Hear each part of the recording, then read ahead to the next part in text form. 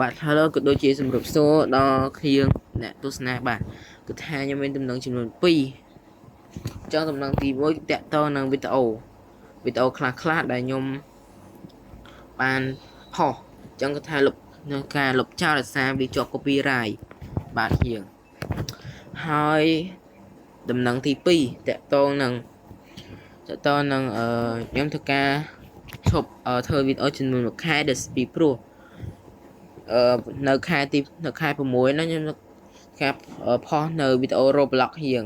អត់គ្នាទស្សនាដោយសារ Free Fire ខ្ញុំបានលុបចោលអត់đấy ដោយសារខ្ញុំរៀងធុញហើយ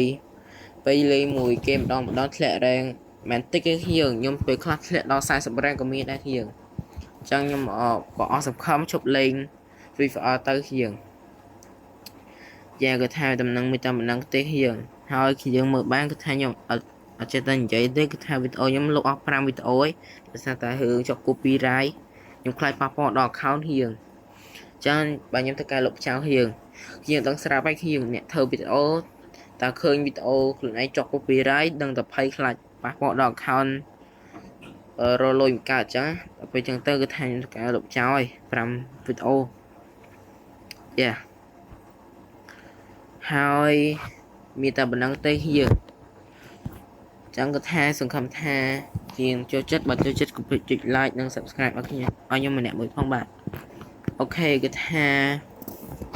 នៅពេលនេះគឺថាយើងវីដេអូយើងមានតែប៉ុណ្ណឹងទេខ្ញុំចឹងយើងជួបគ្នានៅខែក្រោយខ្ញុំនៅខែ6ខ្ញុំតឥឡូវគឺថាវីដេអូហ្នឹងគឺថាបានបិទបញ្ចប់ធម្មតាខ្ញុំចឹងបាយបាយខ្ញុំជួបគ្នានៅវីដេអូក្រោយ